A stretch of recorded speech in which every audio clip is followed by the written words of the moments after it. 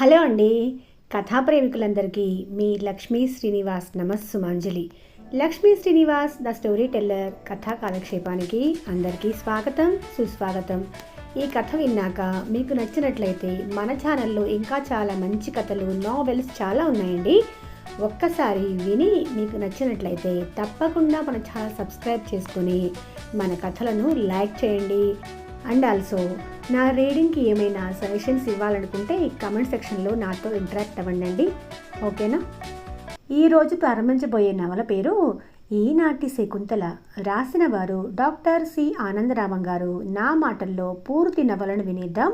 ఇప్పుడు మొదటి భాగాన్ని విందాం, సరేనండి? కోర్టు హాలు జనంతో కిటకిటలాడిపోతుంది. అందరి కళ్ళు బోన్లో నుంచున్న శకుంతల మీదే ఉన్నాయి. శకుంతలకు మాత్రం ఇన్ని వేల కళ్ళు అలా తనను పరీక్షగా చూస్తున్నాయని తెలియదు. ఆ అమ్మాయి ఇండియా చూడటానికి వచ్చిన యూరోపియన్లా ఉంది. 14 ఏళ్ల పసిముఖం, పచ్చని ఛాయలో కాంతితో కళకళ్ళాడుతుంది. కళ్ళు అమాయకంగా స్వచ్ఛంగా ఉన్నాయి. గౌను తొడుక్కుంది. సన్నని నడుముకు ఎంబ్రాయిడరీ చేసిన బెల్ట్ బిగించి ఉంది. బాబ్డ్ హెయిర్ అల్లరిగా గాల్లో ఎగురుతుంది. లాయర్ క్రాస్ ఎగ్జామిన్ ప్రారంభించబోతూ భగవద్గీత చేతికిచ్చి ఇది పట్టుకొని ప్రమాణం చేయి అన్నాడు. ఇదేం పుస్తకం? భగవద్గీత. ఇదేంటో నాకు తెలియదు. దీన్ని పట్టుకొని ఎందుకు ప్రమాణం చేయాలి? హాల్లో నవ్వులు. భగవద్గీత ఏనాడైనా తెరిసినా తెరవకపోయినా హాల్లో అలా చెప్పేవాళ్ళు మాత్రం ఉండరు.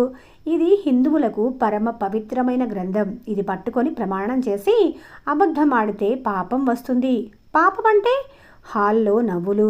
అది సరే, నన్నేమో ప్రమాణం చేయమంటున్నారు, మీరు మాత్రం ప్రమాణం చేయకుండానే మాట్లాడుతున్నారు. అంటే మీరు మాత్రం అబద్ధాలు ఆడచ్చా? ఈసారి హాల్లో జనంతో పాటు జడ్జి కూడా ముసిముసిగా నవ్వుకున్నాడు. లాయర్ ముఖం ఎర్రబడింది. నువ్వు ప్రమాణం చేయాలి, అది కోర్టు రూలు. నాకు నమ్మకం లేని ప్రమాణం నేనెందుకు చేయాలి? జడ్జి కుతూహలంగా చూస్తున్నాడు. ఆ వయసులో పిల్ల అలా మాట్లాడటం చాలా ఆశ్చర్యమే. ఎంతటి ఆత్మవిశ్వాసంతో పెరిగిందో తెలుస్తోంది. ఆల్ రైట్ బేబీ, నీకు దేనిలో నమ్మకం ఉంది?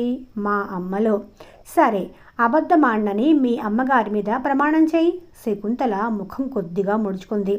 కళ్ళల్లో కోపం కనిపించింది. ఏమడుగుతారో అడగండి, నేను అబద్ధమాడను అంది విసుగ్గా. లాయర్ రమేష్ను చూపించి ఇతను నీకు తెలుసా అన్నాడు.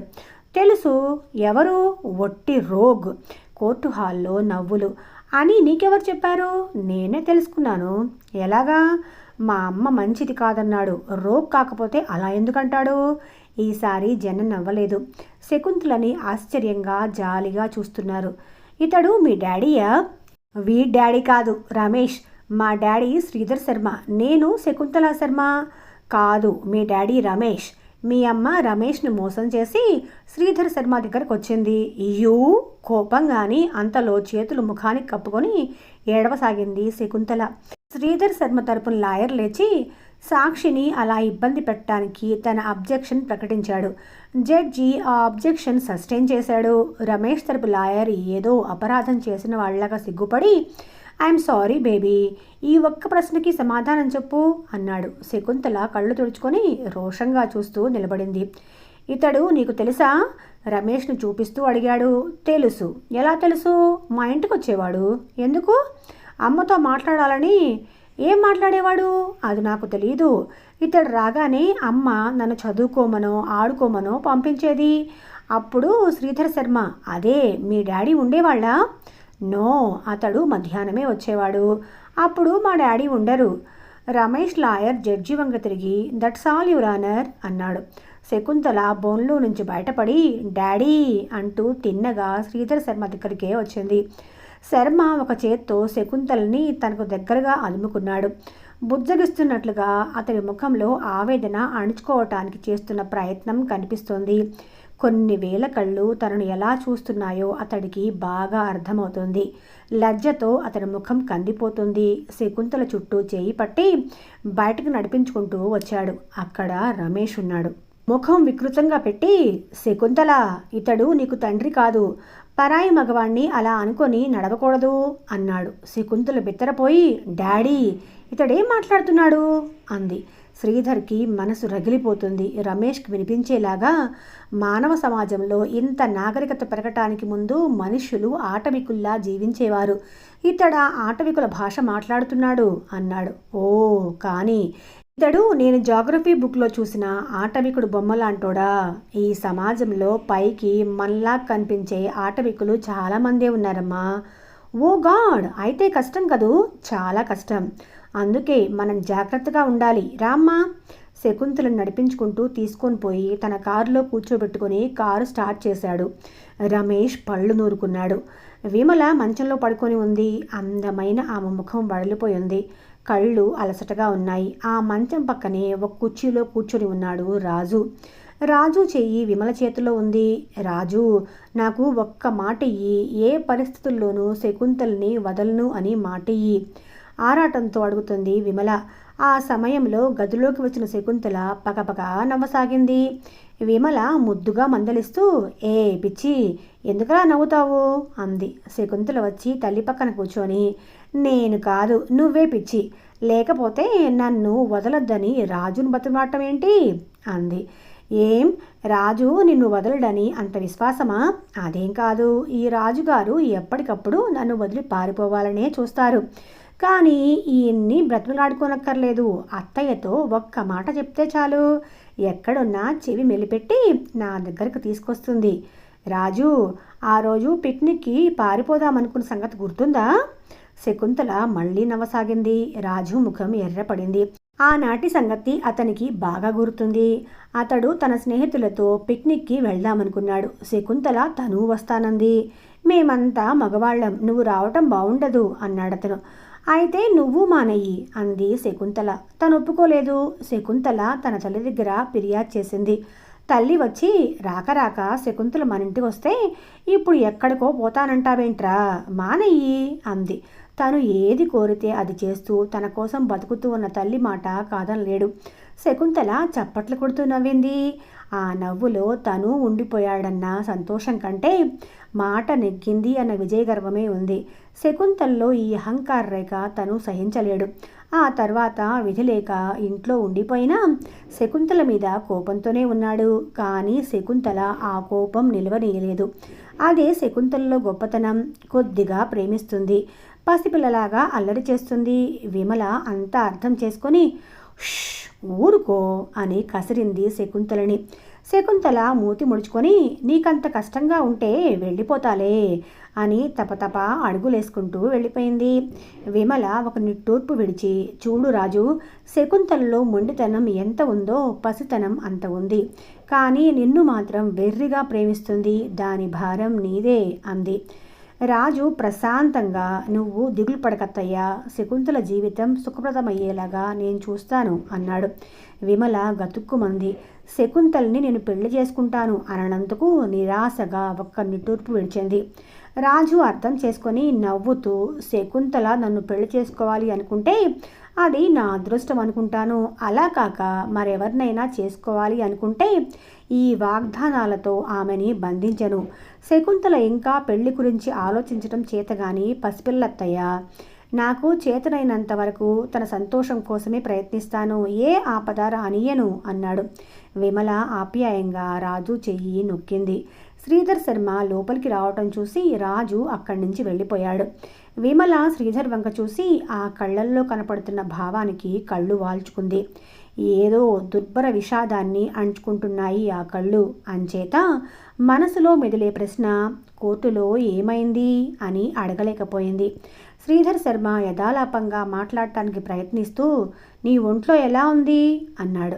విమల ఆ ప్రశ్నకి సమాధానం చెప్పలేదు. మౌనంగా దీనంగా అతని కళ్ళల్లోకి లోతుగా చూసింది. శర్మకి ఇంక తప్పలేదు.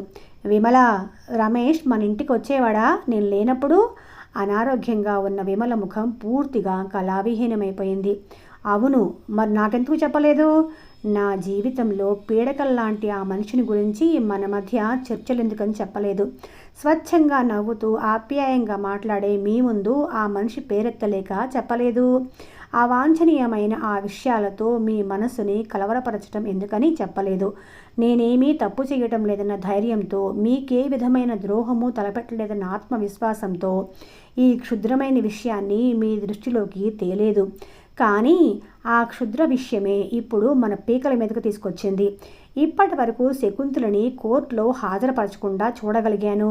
కానీ ఈరోజు శకుంతల తన తండ్రిని గుర్తించగలదేమో, విచారించి చూడవలసిందే అన్నారు. పసిపిల్లని బోన్లో నుంచబెట్టాల్సి వచ్చింది. శకుంతల రమేష్ని గుర్తించింది. అతడు మన ఇంటికి నేను లేనప్పుడు వస్తున్నాడని కూడా చెప్పింది. అతన్ని తండ్రిగా ఒప్పుకోలేదనుకో. కానీ శకుంతల్లో రమేష్ పోలికలు కొట్టొచ్చినట్లుగా కనిపిస్తున్నాయి.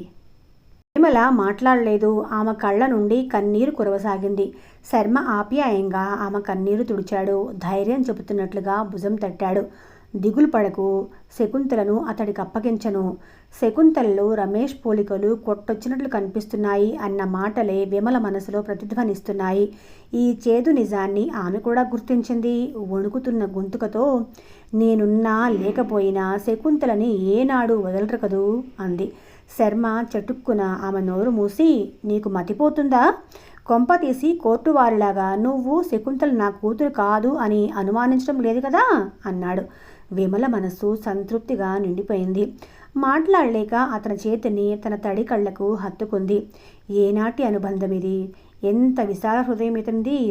హేమా మిల్స్ షోరూమ్ కస్టమర్స్ని ఆకర్షించడానికి అమర్చిన నిలువుటద్దాలతో, ట్యూబ్లైట్లతో మెరిసిపోతుంది. అంతకంటే మెరిసిపోతుంది షాప్లో ఉన్న సేల్స్ గర్ల్. మెరిసే చిరునవ్వుతో కస్టమర్స్ని ఆహ్వానిస్తూ, తీయటి మాటలతో వాళ్ళు కొనదలుచుకున్న దానికంటే ఎక్కువ కొనిపిస్తూ మళ్ళీ బట్టలన్నీ ఎక్కడెక్కడ పొందిగ్గా అమరుస్తుంది. ఆ షాప్లోకి అడుగుపెట్టిన శ్రీధర్ శర్మ ఆమెను చూస్తూ తన్ను తాను మరచిపోయి నిలబడ్డాడు. ఏం కావాలండి? తీయగానే ఉన్నా కాస్త పదునుగా కూడా ఉంది ఆ కంఠం. శర్మ తడబడి నాకు నాకు అన్నాడు, ఏం చెప్పాలో తెలియని వాళ్ళలాగా. షర్ట్ పీసెస్ అటున్నాయి అందామా అవతల వైపు చూపిస్తూ. నాకు షర్ట్ పీస్ అక్కర్లేదు, మరి చీరలు చూస్తారా అంటూనే ఒక బండిల్ బల్ల మీద పెట్టింది బీరువాలోంచి తీసి. చూస్తాను అంటూ ఆ చీరల దగ్గరికి నడిచాడు. ఆమె ఒక్కొక్క చీరను మడత విప్పి చూపుతూ నాణ్యత గురించి వర్ణించసాగింది. అతని చూపులు చీరల మీద లేవని గుర్తించడానికి ఆమెకు ఎంతోసేపు పట్టలేదు. నిఠారుగా నుంచొని, మీకేం కావాలండి అంది. కంఠంలో అదే పదును. చీర చీర అన్నాడు కంగారుగా. ఆ పదును అతడు తట్టుకోలేకపోతున్నాడు. ఏ చీర కావాలో సెలెక్ట్ చేసుకోండి, నాకు తెలీదు, మీరే సెలెక్ట్ చేయండి. ఎవరి కోసం? మీ శ్రీమతి కోసమా? అవును. ఆవిడ ఎలా ఉంటారు? సన్నగా, పొడుగ్గా, చిక్కని పాలల్లో కొద్దిగా పసుపు, బోలెడు గులాబీ రంగు కలిసిన ఛాయలో. ఆ అమ్మాయి నవ్వింది.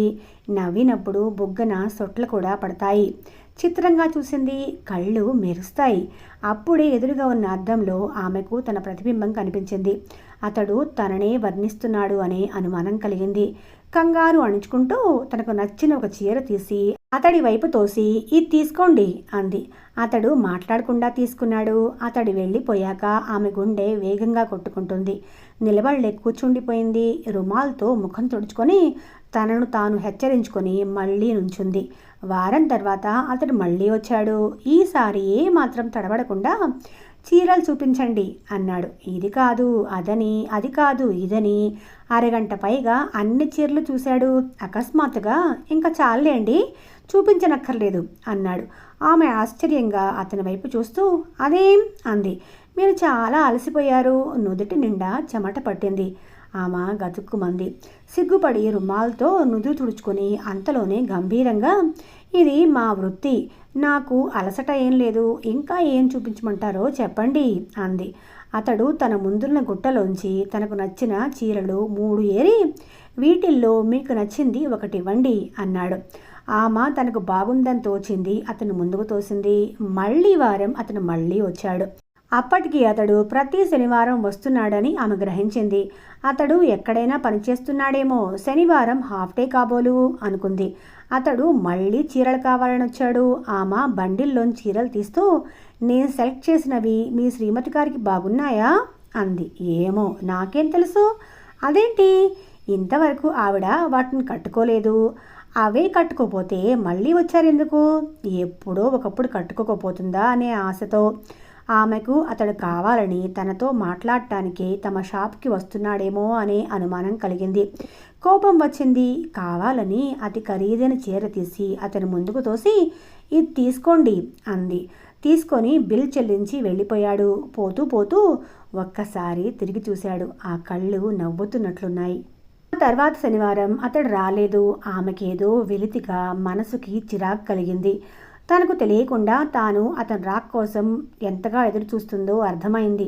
ఛీ, పాపిష్టిదానా, నీకు లేదు అని తనను తాను గట్టిగా తిట్టుకుంది.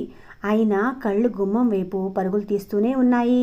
నర్సుతో మాట్లాడుతున్న చెవులు మరెవరి మాటలను ప్రతీక్షిస్తున్నాయి. తరువాతి వారం అతడొచ్చాడు. ఆమె మనస్సు గంతులు వేసింది. ఈసారి అతనికి గడ్డం పెరిగింది. ఆమె బట్టలు తీస్తూ ఏదైనా మొక్కుకున్నారా అంది నవ్వుతూ.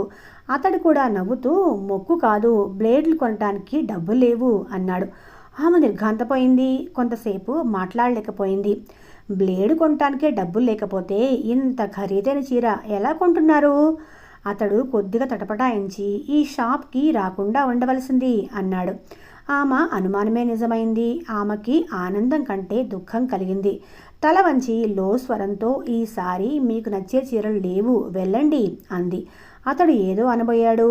ఆమె లో స్వరంతోనే, వెళ్ళండి, రాత్రి 9 గంటలకి ఈ షాప్ దగ్గరున్న బస్ స్టాప్లో నిలబడతాను, నేను వచ్చి మాట్లాడతాను అంది ఆజ్ఞాపిస్తున్నట్లుగా.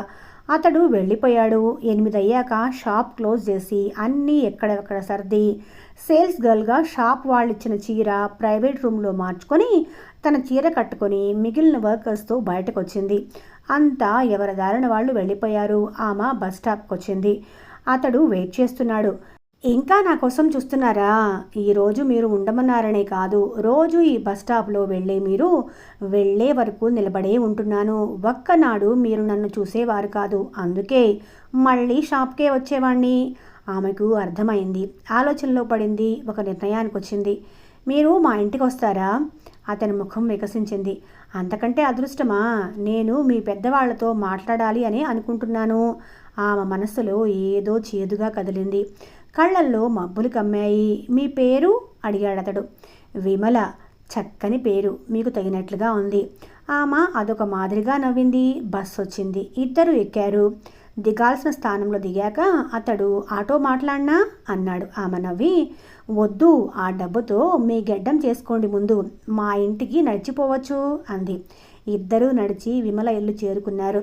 2 గదుల చిన్న వాటా అది. ముందు గదిలో తల్లి కూర్చొని అతి శ్రద్ధగా చీరలపైన ఎంబ్రాయిడరీ చేస్తోంది. అతడిని చూసి లేచి నుంచుంది. అమ్మా, ఈయన నాకు మా షాప్లో పరిచయం అయ్యారు. పేరు శ్రీధర్ శర్మ. అతడు అందించాడు. కూర్చో నాయనా అంది తల్లి కుర్చీ చూపించి. మా నాన్నగారు నా చిన్నప్పుడే పోయారు. మా అమ్మ కష్టపడి నన్ను పెంచింది. ఇప్పటికీ నేను ఎంత వద్దన్నా కష్టపడుతూనే ఉంటుంది. చూడండి, చీరలకి ఎంబ్రాయిడరీ వర్క్ చేసి షాపులకు ఇస్తుంది. చాలా మంచిది. అందరూ అలా కష్టపడి పనిచేయాలి మన మధ్యతరగతి కుటుంబాల్లో.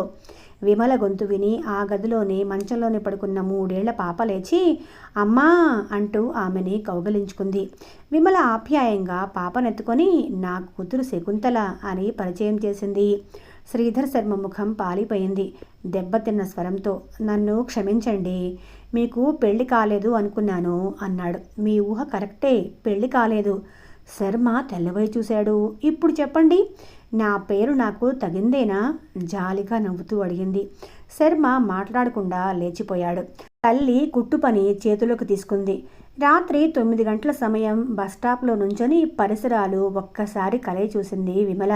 ఇది ఆమెకి కొత్తగా అయిన అలవాటు. ఇదివరలో చుట్టుపక్కల ఎవరున్నా కూడా గమనించకుండా బస్ స్టాప్ దగ్గరికి రాగానే చుట్టూ పరీక్షగా చూస్తుంది. ఏదో వెలుతుతోనే బస్సు ఎక్కుతుంది. తల్లి కూడా విమల్లో ఈ నిరుత్సాహాన్ని గమనించింది. సాధారణంగా ఎక్కువగా మాట్లాడని ఆమె అనవసరంగా మనస్సు పాడు చేసుకోకు, పసిపిల్ల విషయం చూసుకో అంది హెచ్చరింపుగా. ఆ మాటలతో ఏదో పెద్ద అపరాధం చేస్తూ దొరికిపోయినట్లుగా సిగ్గుపడిపోయింది విమల. అయినా తల్లి మాట్లాడుతుంటే సమాధానం చెప్పకుండా ఎటో చూస్తూ ఆలోచిస్తూ ఉండిపోవటం, ఒకదానికొకటి మాట్లాడటం, అప్పుడప్పుడు ఒంటరిగా ఉన్నప్పుడు తనలో తాను నవ్వుకోవటం, అంతలో శోకమూర్తిలాగా మారిపోవటం, ఇలాంటి లక్షణాలతో తల్లికి దొరికిపోతూనే ఉంది. తల్లి అనసూయ కూతుర్ని జాలిగా చూసి అంతలో గుండె కలుక్కుమనటంతో గుండె రాసుకుంది. తనకేమి రోగమో అనసూయకి తెలియదు. బీదరికమే అన్ని రోగాలకు మూలం. సరైన పోషణ, కావలసినంత విశ్రాంతి లేకపోతే ఏదో ఒక రోగాలు వస్తూనే ఉంటాయి. అందులోనూ ఇప్పుడు ఆమెకి 50 దాటాయి. తన శరీరంలో అస్వస్థత సాధారణంగా ఆమె కూతురు కూడా చెప్పదు. అంతగా ఓపిక లేకపోతే నిద్రపోతున్నట్లుగా పడుకుంటుంది అంతే. విమల ప్రవర్తన అనసూయకు భయంగా ఉంది. కానీ 25 నిండకుండా జీవితమంతా సన్యాసినిలా గడపటం సాధ్యమేనా? అలా గడపమని తాను శాసించగలదా? సంఘనీతికి అతీతంగా మనసులు ఉరకలు వేస్తూనే ఉంటాయి. అలా అని సంఘనీతిని ధిక్కరిస్తే ఫలితం ప్రత్యక్షంగానే ఉంది కదా. కూతుర్ని మందలించలేక, విమల, నీ జీవితంలో ఎట్టి పరిస్థితుల్లోనూ శకుంతలని మర్చిపోకు. నీ కూతురికి నువ్వే అన్యాయం చేయకు అంది. ఉలిక్కి పడింది విమల. గాబరాగా శకుంతలను దగ్గరికి తీసుకుంది. అది చాలు అనుకుంది బాధగా అనసూయ. ఆ రోజు బస్టాప్లో నుంచొని చుట్టూ చూస్తుంటే శ్రీధర్ శర్మ కనిపించాడు. అతడు అక్కడ అంతకు ముందు నుంచే ఉన్నట్లున్నారు. స్ట్రీట్ లైట్ పడే చోట నిలబడి ఏదో మ్యాగజైన్ చదువుకుంటూ ఉన్నాడు. పుస్తకంలో లీనమైపోయాడు. తనను గమనించడం లేదు. అబ్బా, ఏం శ్రద్ధ! చదవటం పూర్తయ్యాక మ్యాగజైన్ మడిచి విమలని చూసి, హలో అని విమల్ దగ్గరగా వచ్చి, సారీ, మిమ్మల్ని చూడలేదు. ఏదైనా చదవటం మొదలు పెడితే అందులో లీనమైపోతాను. మంచిదేగా. ఇదేంటి ఇవాళ బస్టాప్లో ఒక్కరూ లేరేంటి? అరే, చాలామందే ఉండాలి. కొంపదీసి బస్ వెళ్ళిపోయిందా? విమల గడియారం చూసుకుంది. 9:30. సిగ్గుతో ఆ ముఖం ఎర్రబడిపోయింది. శ్రీధర్ ముఖం పైనున్న ట్యూబ్లైట్ని మించి వెలిగిపోయింది. పర్వాలేదులేండి, మిమ్మల్ని మీ ఇంటి దగ్గర ఆటోలో దింపేస్తాను గతుక్కుమంది విమల. ఆమెను ఆవరించిన మైకపు తెర తొలగింది. ఏంటది? ఎటుపోతున్నాను అని తనలో తాను తర్కించుకుంది. లజ్జతో వంచిన తల ఎత్తకుండా, వద్దు, నా పొరపాటుకి ప్రాయశ్చిత్తంగా మరో అరగంట నుంచుంటాను. 10 గంటల ప్రాంతంలో మరో బస్సు ఉంది అంది. అయితే మీ ప్రాయశ్చిత్తంలో నన్ను భాగం పంచుకొనిస్తారా? జరిగిన పొరపాటులో నాకు భాగం ఉంది. మరి రోడ్డు మీద నుంచుటానికి కాదు, మీ పక్కన నిలబడటానికి. విషయం ఒకటే అయినా భావంలో బోర్డు తేడా ఉంది. విమల నవ్వింది. ఎంత బాగా మాట్లాడతాడు అనుకుంది. ఎంత అందంగా ఉందా నవ్వు అనుకున్నాడు అతడు. నాదొక చిన్న అభ్యర్థన. చెప్పండి. మీరు మా ఇంటికి రావాలి. ఆమె కనుబొమ్మలు ముడిచి తీక్షణంగా చూసింది. అతడు నవ్వి, మిమ్మల్ని మా అమ్మకి పరిచయం చేస్తాను అన్నాడు. ఆమె స్థిమితపడింది. కానీ అంతలో ఏదో భయము కలిగింది. శ్రీధర్ శర్మ అంటే అతడు ఒక్కడే కాదు. అతడి వెనక తల్లి, తండ్రి మొదలైన కుటుంబం ఉంటుంది. ఆ వెనక సంఘం ఉంటుంది. ఎందుకలా అయిపోయారు? వెంకటేశ్వర కాలనీలో మా ఇల్లు. సీతాపతి శర్మ గారి అబ్బాయిని. ఇంటి నెంబరు 198/2/1A. కావాలంటే వివరాలన్నీ విచారించి ఆ తర్వాతే రండి. మీ నాన్నగారు ఏం చేస్తుంటారు? మాట తప్పిస్తూ అంది. డెప్యూటీ కలెక్టర్గా పనిచేసి రిటైర్ అయ్యారు. ప్రస్తుతం మా కాలనీలో ఒక వెంకటేశ్వర ఆలయం కట్టిస్తూ దాని యాజమాన్యం వహిస్తూ చందాలు పోగు చేస్తూ ఉంటారు. ఆ మాటలు వింటుంటే విమల గుండె తిడతడా కొట్టుకుంది. ఆమెకు తెలియకుండానే నిరాశాపూరితమైన నిట్టూర్పు వెలువడింది. అని మా అమ్మకు, నాన్నగారికి నేనొక్కడే కొడుకుని. నేను కోరింది ఏది వాళ్ళు కాదనరు. అది వాళ్ళకెంత కష్టంగా ఉన్నా సరే. మీరేం కోరుతున్నారు అని అడగలేకపోయింది విమల. చెప్పటానికి సంకోచించాడు శ్రీధర్ శర్మ. మీరు ఆదివారం మా ఇంటికి రండి. అమ్మతో మాట్లాడాక అమ్మ ఒప్పుకుంటే మీ ఇంటికి వస్తాను. All right. కొంతసేపు ఇద్దరు ఏమీ మాట్లాడలేకపోయారు. ఇద్దరికీ విషయం అర్థమైంది. విమల తానే మౌనం ఛేదిస్తూ, మీ ఇంటి వివరాలు చెప్పండి అంది. శర్మ తల్లి పూజల గురించి, పూజల మధ్య కోపం వస్తే పనివాళ్ళని పెట్టలే చివాట్ల గురించి, తండ్రి సావకాశంగా కూర్చొని ఇంటికొచ్చే వర్తకులతో చేసే బేరాల గురించి తమాషాగా నవ్విస్తూ చెప్పాడు. అంతలో బస్ వచ్చింది. సాధారణంగా బస్ కోసం 10 నిమిషాలు వెయిట్ చేయాలన్నా విసుక్కునే విమలకు అరగంట తర్వాత వచ్చిన రెండో బస్ అప్పుడే వచ్చిందా అనిపించింది. బస్ ఎక్కుతున్న విమలకు వీడ్కోలు చెబుతూ ఆదివారం వస్తాను అన్నాడు. ఆదివారం నాడు ఉదయమే లేచి తలంటు పోసుకుంది విమల. తెల్లటి జార్జెట్ చీర కట్టుకొని ఆర్టిఫిషియల్ ముత్యాల దండ వేసుకుంది. తెల్లబోయి చూసిన తల్లితో శర్మ వస్తున్న సంగతి చెప్పింది. అతని అభిప్రాయం కూడా సూచనగా మాటల మధ్య అందించింది. తల్లి మాట్లాడలేదు. విమల తల వంచుకొని అతడు వచ్చి నీతో మాట్లాడతానని అన్నాడు. నీ ఇష్టం, ఏం మాట్లాడతాడో మాట్లాడు. నువ్వు వెళ్ళమంటేనే అతనితో వెళ్తాను. నీకిష్టం లేని పని ఒక్కనాటికి చెయ్యను అంది. తల్లి మాట్లాడకుండా వంటగదిలోకి వెళ్ళిపోయింది. ప్రతి ఆదివారం పగలు కూడా విమల తల్లికి వంటలో సాయం పడుతుంది. సాయంత్రం ప్రతిరోజు ఇద్దరూ కలిసే వంట పని చేస్తారు. తల్లి రావద్దన్నా విమల ఊరుకోదు. ఆ రోజు తన చీర మాసిపోతుందని వంటలోకి వెళ్ళలేకపోయింది విమల. అలాగని వెళ్లకుండా ఉండలేకపోయింది. వంటగది గుమ్మం దగ్గర నిలబడి అమ్మా నేను వంటలోకి రానా అంది. తల్లి వెనక్కి తిరిగి నవ్వి వద్దులే, ముఖానికి పౌడర్ ఎక్కువైంది, తుడుచుకో అంది. తల్లి నవ్వు చూసి విమల స్థిమితపడింది. సరిగ్గా తను చెప్పిన సమయానికి 9 గంటలకి విమల ఇంటి ముందు ఆటో దిగాడు శర్మ. ఎప్పుడూ లేంది అతని ముందుకు రావటానికి ఏదో సిగ్గు కలిగింది విమలకి.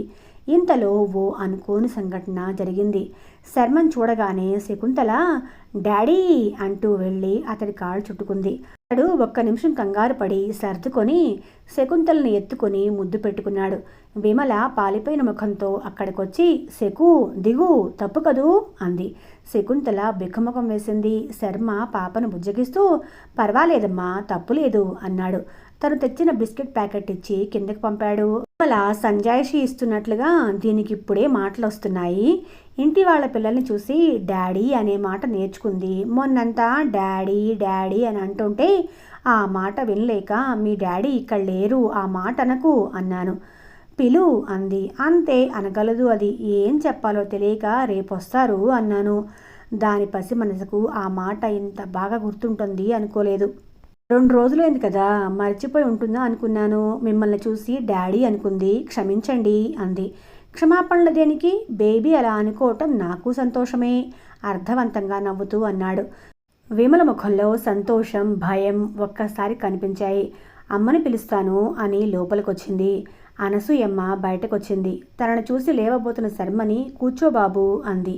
శర్మ కూర్చున్నాడు. అనసూయమ్మ తిన్నగా విషయానికే వచ్చింది. విమల్ని మీ ఇంటికి రమ్మన్నారంట కదా? అవునండి. విమల ఉన్న పరిస్థితి మీకు తెలుసు కదా. ఇలాంటి పరిస్థితుల్లో ఉన్న ఆడపిల్ల లోకం ఇనుప ముక్కలతో పొడుస్తుంది. అంచేత మిగిలిన వాళ్ళకంటే మరింత జాగ్రత్తగా ఉండాలి. ఆ విషయం నేను అర్థం చేసుకున్నాను.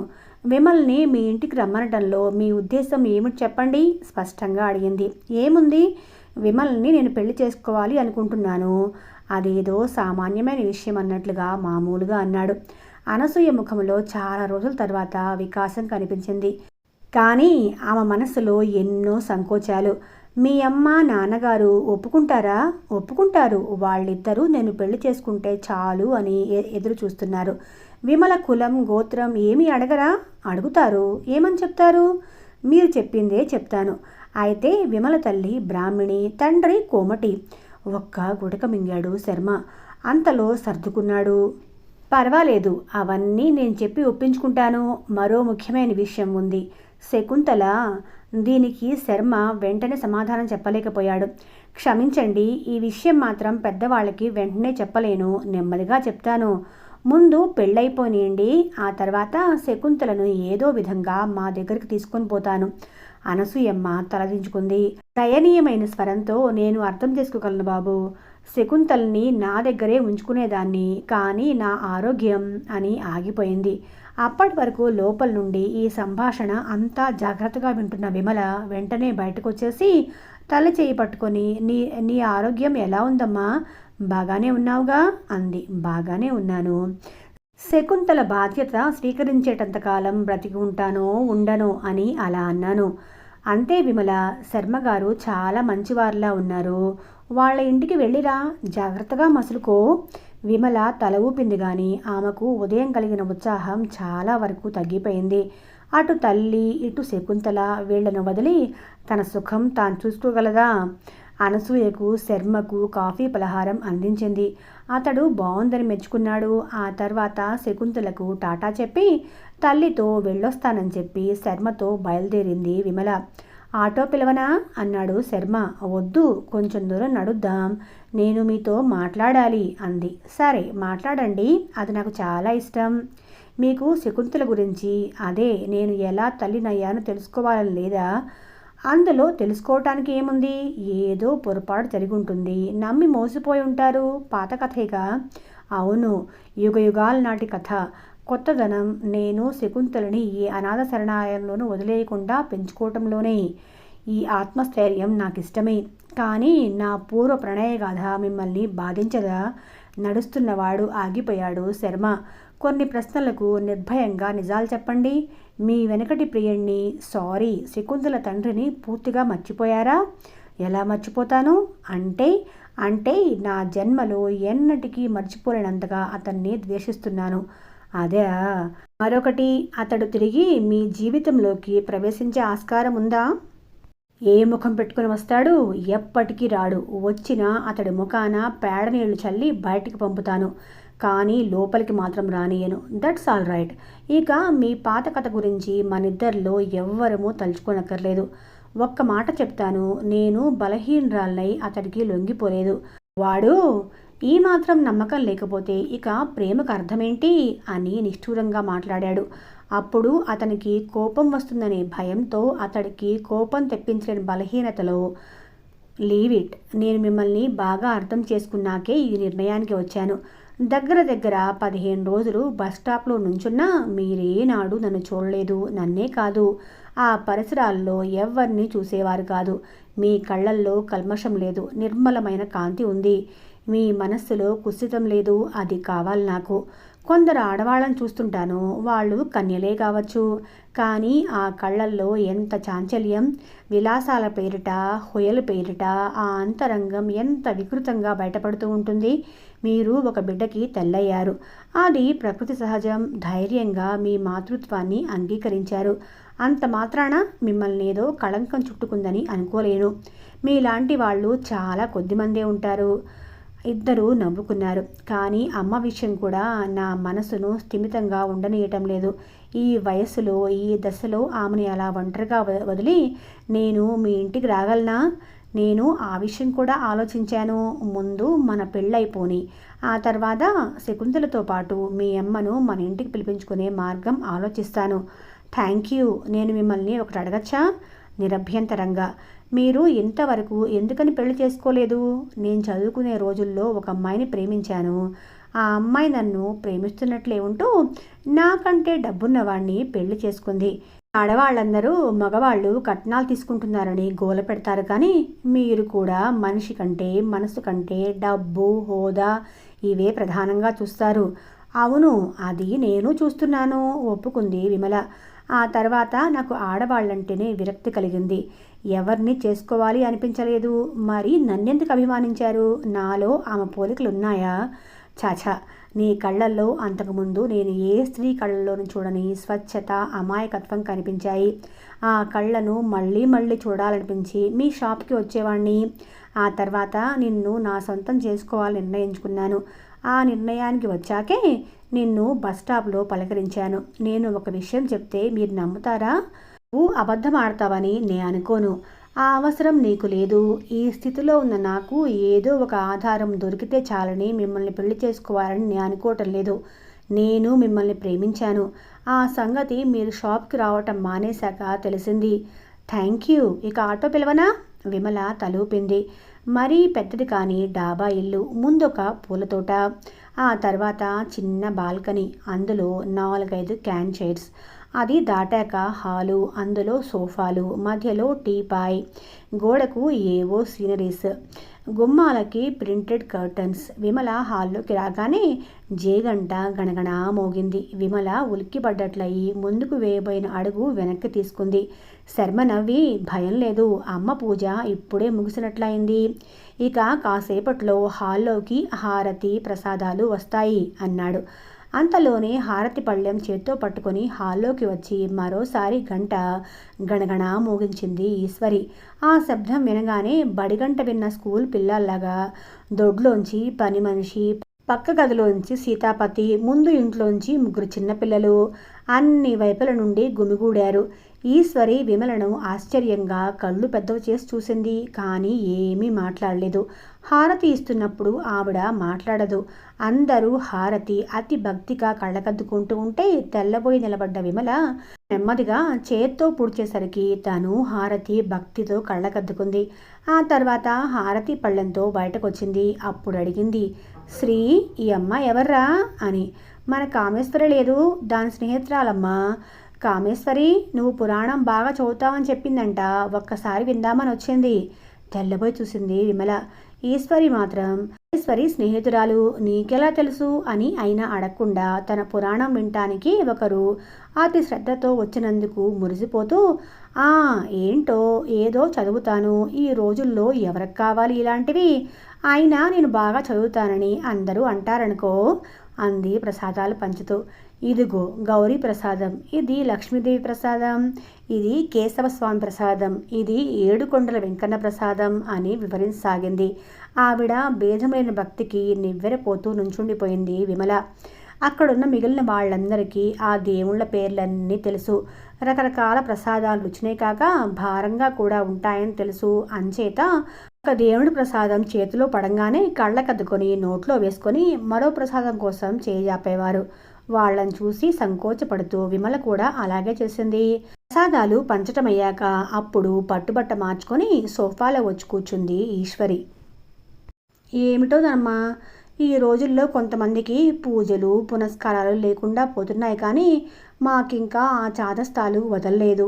మా అత్తగారు నేను కాపురానికి వచ్చి రాగానే నా చేత శ్రావణ మంగళవారం నోము పట్టించేసింది. ఆ తర్వాత ఆ పుణ్యాత్మురాలు చచ్చి స్వర్గాన ఉన్న నేను మాత్రం ఒక్క నోము వదలలేదు. దంపతి తాంబూలం నోము మొదలుకొని నందికేశ్వర నోము వరకు అన్ని నోములు నోచాను. ఇప్పటికీ ప్రతిరోజు మధ్యాహ్నం వేళ భారతమో భాగవతమో చదివితేనే గాని నా మనసుకి స్థిమితంగా ఉండదు. ఏదో ఇంతవరకు ఇలా వెళ్ళమారిపోతున్నాయి రోజులు. విస్తుపోయి భయంతో బిగుసుకుని పోయి నోట మాట రాక వింటున్న విమల కాలిని తన కాలితో నెమ్మదిగా తొక్కాడు. విమల ఉలిక్కిపడి శర్మ సైగ అందుకొని, అయ్యో ఎంత మాట అండి అత్తయ్య గారు, మీ నోములు వ్రతాల గురించి కామేశ్వరి నాకు చెప్పింది. ఈ రోజుల్లో మీరు కనుక ఇంతమంది దేవుళ్ళకి ఇంత నిష్ఠగా పూజలు చేస్తున్నారు, కానీ మరొకరైతే అని ఆగి, ఒక్క దేవుడికైనా చెయ్యరు అని ముగించింది. కామేశ్వరి ఎవరా అని మనసులో మదనపడిపోతూ. ఈశ్వరి పొంగిపోయింది. ఈ పూట నువ్వు మా ఇంట్లో భోంచేసి కానీ వెళ్ళటానికి వీల్లేదు అని ఆహ్వానించేసింది కూడా. తల్లి హృదయానికి అతి దగ్గరగా దారేదో శర్మకి బాగా తెలుసు. ఆ సమయంలో లుంగి బనీనుతో నుదుట విభూతి రేఖలతో సీతాపతి వచ్చాడు. అంతటి వృద్ధాప్యంలోనూ ఆయనలో ఏదో హుందాతనముంది. ఆయన చూపులు ఎదుట వ్యక్తుల్ని నిశితంగా పరిశీలిస్తున్నట్లుగా ఉంటాయి. ఆయన వస్తూనే నేరుగా విమల్ని, ఎవరమ్మా నువ్వు అని అడిగేశారు. విమల కంగారు పడింది. ఆ గంభీరమూర్తిని చూస్తూ సమాధానం చెప్పాలంటే ఆమె గొంతు పొడారిపోయింది. అమ్మ పురాణం వినటానికి వచ్చింది నాన్నగారు అన్నాడు శర్మ. అలాగా, నువ్వు ఎక్కడైనా ఉద్యోగం చేస్తున్నావా? విమల గతుక్కుమంది తెల్లబోయి చూసింది.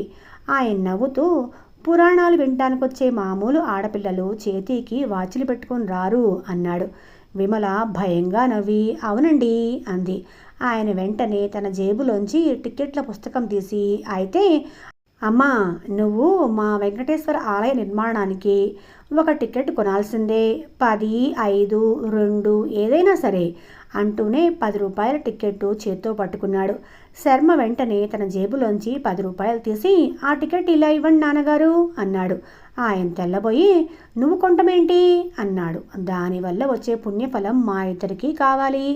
సీతాపతి తెల్లబోయినట్లుగా కాసేపు ఆగిపోయి బాగా గర్భితంగా నవ్వుతూ విమల శర్మలను చూసి, అదా సంగతి, నాకు అర్థమైంది అన్నాడు. ఈశ్వరి కల్పించుకొని, ఏంటండి అర్థమైంది అంది. ఏం లేదు, ఈ ఇంట్లో కొత్త పురాణం ప్రారంభం కాబోతుంది. కొత్త పురాణమా? ఎవరు రాశారు? రాయలేదు, రాస్తారు. అబ్బా ఏంటండి, సరిగ్గా చెప్పండి. తర్వాత చెప్తాలే, నాకు పనుంది, వస్తానమ్మా. సీతాపతి వెళ్ళిపోయాడు. విమలకి కాళ్ళు చేతులు వణుకుతున్నాయి. తెలివి తప్పిపోతానేమో అన్నంతగా ఉద్వేగపడిపోతుంది. లేచి నుంచొని నేను వెళ్ళొస్తానండి అంది. ఈశ్వరి ఉండమ్మా అని బొట్టు పెట్టి తాంబూలం చేతిలో పెట్టింది. మధ్యాహ్నం పురాణం వినటానికి రావటం మర్చిపోకు అని హెచ్చరించింది. విమల అలాగే అన్నట్లు తల ఊపి బయటపడింది. శర్మ కూడా బయటకొచ్చి ఏదో మాట్లాడబోతుంటే వినిపించుకోకుండానే ఖాళీగా పోతున్న ఆటోని ఆపు చేసి అందులో కూర్చుంది. శకుంతలతో బంతి ఆడుతుంది విమల. తను కూడా పసిపిల్ల అయిపోయినట్లుగా శకుంతలతో సమంగా పోట్లాడుతూ ఆడుతుంది. ఆ సమయంలో వచ్చాడు శర్మ. రేగిన జుట్టుతో అలంకరణ లేని ముఖం, సాదా చీర అయినా ఎంతో అందంగా ఉంది విమల. శకుంతల ముఖంలో ఎంత నైర్మల్యం కనిపిస్తోంది. శర్మను చూడగానే శకుంతల బంతి పారేసి డాడీ అంటూ వచ్చి కౌగిలించుకుంది. విమల పైడి చెంగుతో ముఖం తుడుచుకుంటూ వచ్చి నవ్వింది. ఆ నవ్వులో వికాసం లేదు. అది గుర్తించాడు శర్మ. శకుంతలను ఎత్తుకునే లోపలికొచ్చాడు. ఆ సంధ్యా సమయంలో కూడా ఎంబ్రాయిడరీ వర్క్ చేస్తూనే ఉంది అనసూయ. ఆవిడను చూస్తుంటే ఏవో కాశీ మదిలి కథలలోని ముసలమ్మ గుర్తుకొచ్చింది శర్మకి. ఎప్పుడూ అదే చోట కూర్చుంటుంది. కళ్ళజోళ్ళలోంచి చూస్తూ ఏకాగ్రతగా కుట్టుకుంటూ ఉంటుంది. తన లోకమంతా అదే అయినట్లుగా. శర్మను చూసి ఆవిడ తన చేతిలో బట్టలు పక్కనున్న బొట్టులో పెట్టి లేచి నుంచుంది. ఆవిడ ముఖంలోనూ ఏవో మబ్బులు. శర్మ భుజం మీద ఉన్న శకుంతలను చూస్తూ వెలుగు నీడ పరుచుకున్న ఆకాశంలా నవ్వుతూ కూర్చో బాబు, ఏం పని మీద వచ్చావు అంది. ఆ ప్రశ్నతోనే శర్మకి విషయం అర్థమైపోయింది. తన ఇంటి వాతావరణం చూసి విమల బెదిరిపోయిందని ఆ రోజే అనుకున్నాడు. కుర్చీలో కూర్చొని శకుంతలని తన ఒళ్ళోనే కూర్చోబెట్టుకొని తెచ్చిన చాక్లెట్లు అందించాడు. అత్తయ్య గారు, మా అమ్మ నాన్న నేను విమలను పెళ్లి చేసుకోవటానికి ఒప్పుకున్నారు. ఇక మీ అంగీకారమే కావాలి. అనసూయ కళ్ళు పెద్దవి చేసి చూసింది.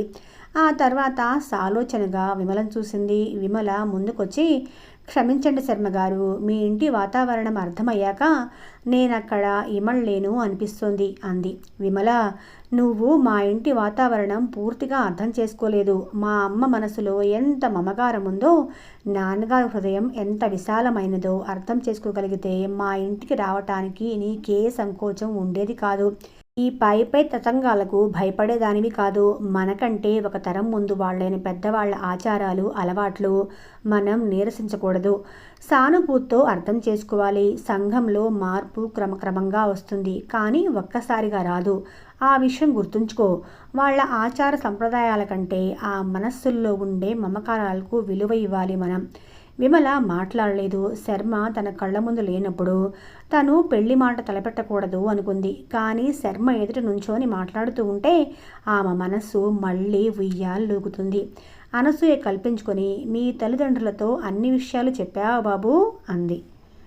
ఈ ఎపిసోడ్కి ఇక్కడితో బ్రేక్ తీసేసుకొని ఈనాటి శకుంతల ప్రయాణం ముందు ముందు ఎలా సాగుతుందో చూద్దాం మళ్ళీ ఇంకో ఎపిసోడ్తో. సరేనండి.